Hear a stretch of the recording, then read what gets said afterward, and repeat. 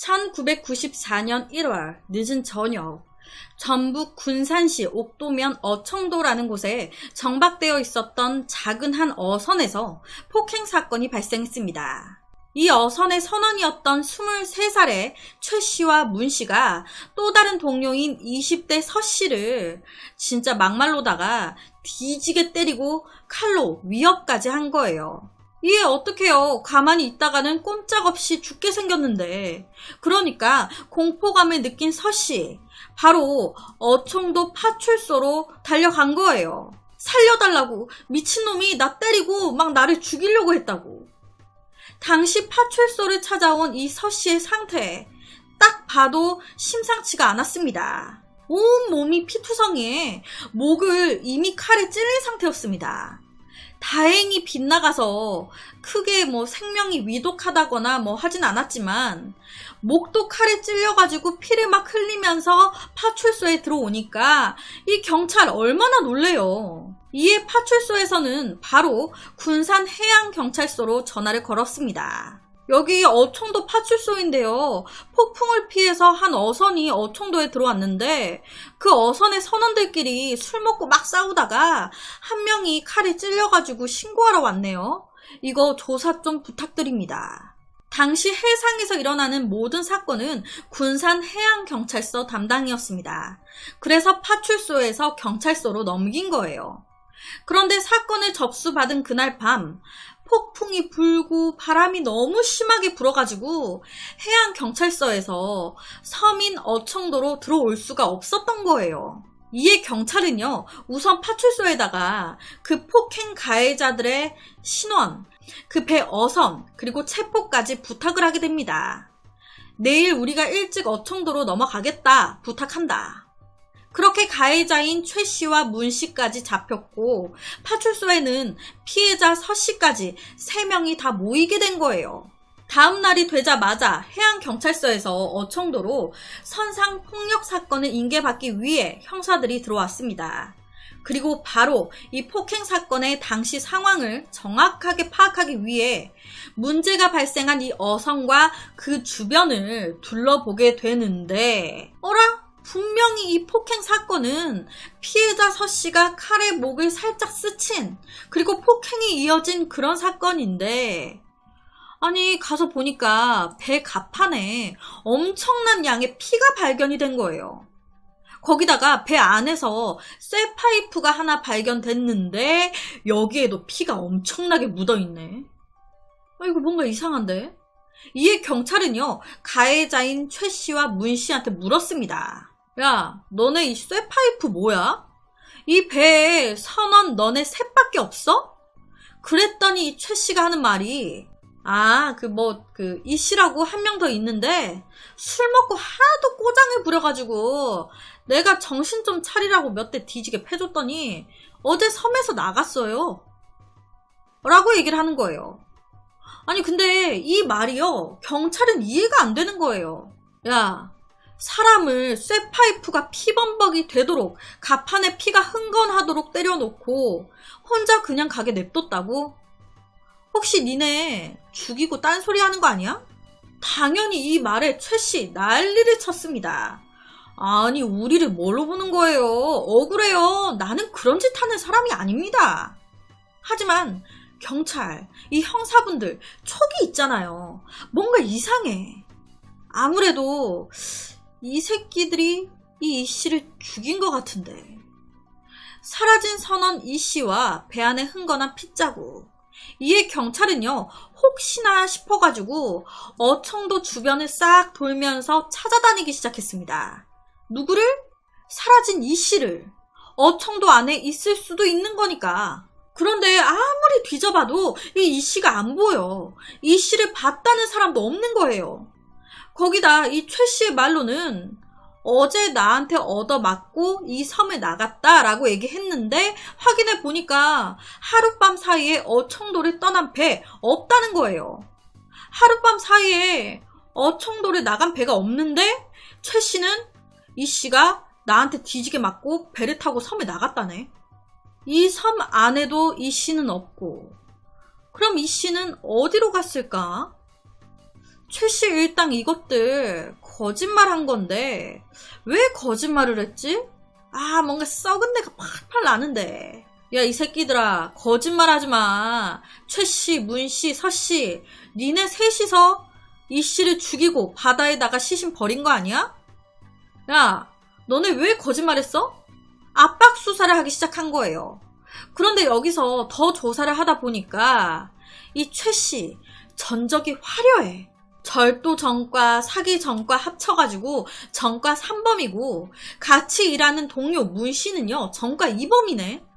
거기다가 이 두 사람 교도소 친구로 출소한 지 얼마 되지도 않았어.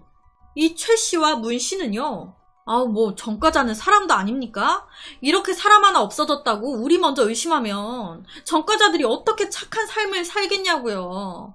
그리고 서씨, 그 서씨 걔가 다 용서해준다고 했어요. 우리 서로 합의 봤다고요. 그러니까 꺼내줘요. 하지만 이미 경찰은요, 맨 처음 말씀드렸던 피해자 서씨 사건은 뒷전이었습니다. 그게 중요한 게 아니야. 이 씨가 없어졌잖아요. 더 큰 살인사건이 벌어진 것 같단 말이죠. 이걸 수사해야겠는 거예요. 그러니까 서씨 사건 뭐 합의했다 뭐 했다 하는데 풀어줄 수가 없었던 거예요. 이에 경찰은요, 최 씨가 너무 입을 안 여니까 같이 다니는 동료 문 씨를 살살 꼬드기기 시작했습니다. 자, 여기 담배 하나 줄게. 이거 한 대 피면서 얘기해봐. 그날 이 씨랑 무슨 일이 있었던 거야? 이렇게 살살 구슬리니까 이 문 씨가 하는 말이, 최 씨와 문 씨, 이 두 사람은 교도소를 나와가지고 돈은 벌어야겠는데 써주는 데는 없고 그러다 보니 배를 타게 됐던 거예요. 그리고 그 배가 이제 이 씨의 배. 그곳에서 살짝 지적 장애가 있는 서 씨까지 만나가지고 이 배에서 먹고 자고 하면서 생활을 하게 됐는데, 이 45세였던 이 씨라는 이 남자, 자기가 제일 나이가 많고 고참이라고 이 두 사람한테 매일 잡일이란 잡일은 다 시키고 무시란 무시는 다 하면서 자기 손으로 뭐 하는 일 전혀 없었던 거예요. 최 씨와 문 씨는요, 당시 배를 탄 지 얼마 안 된 상황이었다 보니까 이 문 씨 같은 경우에는 배멀미가 너무 심했던 거예요. 그러니까 이 모습을 보면서 이 씨, 이제 이 문 씨를 걱정해주기보다는, 야, 너는 그냥 내리는 게 낫겠어. 그래가지고 배질 하겠냐? 어디서 가짜는 것들이 와가지고, 아, 나 짜증나네 정말. 제대로 하는 게 하나도 없잖아. 아우, 이런 것들 없는 게 낫지. 아유, 이런 식인 거예요. 이런 식으로 막 무시를 해.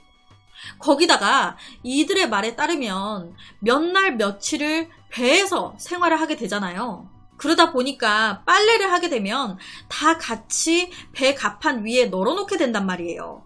그런데 정말 이상하게 이 선원들이 팬티까지 다 빨아서 널어놓으면 기가 막히게 팬티만 없어져. 팬티만. 티나 바지 이런 건 그대로 있는데 팬티만 기가 막히게 없어지는 거예요. 와, 씨, 누가 더럽게 팬티 훔쳐가냐 진짜. 이때 이 배에는 이 씨, 최 씨, 문 씨, 서 씨 4명이 타고 있었어요. 그런데 문 씨, 서 씨, 최 씨 이 3명의 팬티는 널 때마다 없어져. 딱 한 명, 이 씨만 조용한 거예요. 그러니 누구를 의심하겠습니까? 이 씨, 당신이 우리 팬티 훔쳐간 거 아니야? 당연히 이때 이 씨는요, 억울하다고 막 그 지적 장애가 있었던 서 씨조차 이 자기를 의심하니까, 야, 이런 멍청이가 나를 의심한다고 멀쩡한 최 씨, 문 씨, 니네들까지 나를 의심하면 어떡해? 이런 식으로 말하면서 소리 지르고 억울하다 난리를 쳤다는 거예요. 증거 없이 사람을 다짜고짜 의심할 수는 없는 법. 이때 이 사건은 그냥 흐지부지 이렇게 넘어갔습니다. 경찰은요, 이 사건을 살인사건으로 보고 계속적으로 수사를 진행시켰습니다. 그런데 앞서 말씀드렸지만 맨 처음 피해자로 파출소에 왔었던 이 서 씨, 지적 장애가 살짝 있었어요. 그런데 그게 심한 상태는 아니었습니다. 이에 경찰은요, 이번에는 서 씨를 살살 구슬리기 시작했어요. 너 뭔가 알고 있지 않아? 얘기해줘. 어? 이에 이 서씨 서서히 입을 열기 시작하는데 이 서씨의 말에 의하면 문제의 그날인 1994년 1월 14일 밤 폭풍우가 심하고 되게 날도 안 좋고 파도도 심하고 그래서 어청도에 배를 정박해 놓고 다들 술만 진탕 마시고 있었는데 이때 이 이야기 중에 또 팬티 이야기가 나온 거예요. 아 진짜 팬티 누가 가져갔냐? 진짜 뒤진다 진짜. 누구냐? 이렇게 팬티 이야기가 나오기 시작하면서 분위기가 막 험악해지기 시작하더니 갑자기 최씨, 문씨, 서씨 이 세 사람 이씨를 심하게 몰기 시작한 거예요. 이씨 당신 맞지? 네 가방부터 옷장 다 한번 봐보자. 그렇게 억울하면 보여주면 되잖아. 그랬더니 이 이씨 막 흥분하면서 누굴 지금 도둑놈으로 보는 거야? 나 저 기가 막혀서 맨날 도둑질이나 해서 깜빵이나 왔다 갔다 하는 놈들이 누구를 의심하고 있는 거야? 이 말에 최 씨와 문 씨도 흥분하기 시작한 거예요. 야, 너 지금 뭐라고 했냐? 야, 너 나와봐. 아, 나 이 새끼 진짜. 그렇게 이 씨의 물품을 뒤지는데 와, 한 상자에서 이 세 사람의 팬티가 아니 좀 더 정확히 얘기하면 이 세 사람뿐만이 아닌 여러 장의 팬티가 엄청나게 많이 나온 거예요. 뭐야 이 새끼 팬티 성애자야 뭐야? 모든 게 다 들통이 나버린 이 이씨 당황을 해가지고 다짜고짜 배 안에 있다가 어청도로 도망치기 시작한 거예요. 그리고 그 뒤를 이 세 사람 쫓기 시작했습니다. 그런데 어느 순간 딱 보니까 이씨가 안 보여. 어디 갔지? 야, 이 새끼 어디 갔냐? 하면서 막 찾고 있는데 와, 배를 정박해 놓은 밧줄 쪽 밑을 보니까 손이 두 개가 이렇게 보여. 옆에처럼. 아, 이씨 어딨지? 이 이씨 바다에 들어가서 그 자기 배와 이제 육지를 연결해주는 그 밧줄을 잡고요. 버티면서 숨은 거예요. 바다에 들어가서. 이를 눈치챈 일당 바로 바닷물 속에 잠수하고 있었던 이 씨를 잡아 끌어올렸습니다. 이 씨도 대단한 게 숨어야겠다 싶으니까 조용히 바닷속으로 들어가서 배를 고정시켜 놓은 밧줄 잡고 조용히 잠수를 하고 있었다는 게 여튼 그렇게 걸린 이 씨 그때부터 무차별적인 폭행을 당하기 시작한 거예요. 그렇게 얼마나 때렸을까? 이 씨가 갑자기 안 움직여. 뭐야? 죽은 거야? 죽은 거 같은데? 순간적인 공포감에 사로잡힌 이 세 명. 아, 어떡하지? 야, 이 새끼 손발 다 묶어버려. 이 씨가 죽은지 알고 시신을 은폐하려고 한 거예요. 하지만 사실 이때 이 씨 살아있었습니다. 살아있었는데 죽었다고 처음에 생각을 했던 거예요. 그래서 범행 은폐하려고 한 겁니다. 그렇게 이 세 사람은 이 씨의 손발을 묶은 채로 그대로 바다에 던져버렸습니다. 그리고는 긴 장대로 못 올라오게끔 놀래서 허둥대는 이 씨의 몸을 누르면서 익사로 죽게끔 만든 거예요. 처음에는 죽은 줄 알고 시신 은폐를 하려고 했는데 보니까 살았네. 아이씨 그냥 죽어버려. 이 20대 3명이 40대 1명을 이렇게 그냥 너무나 끔찍하게 죽인 거예요. 결론적으로 이 사건을 주도했던 최 씨는 사형이 선고가 됐습니다.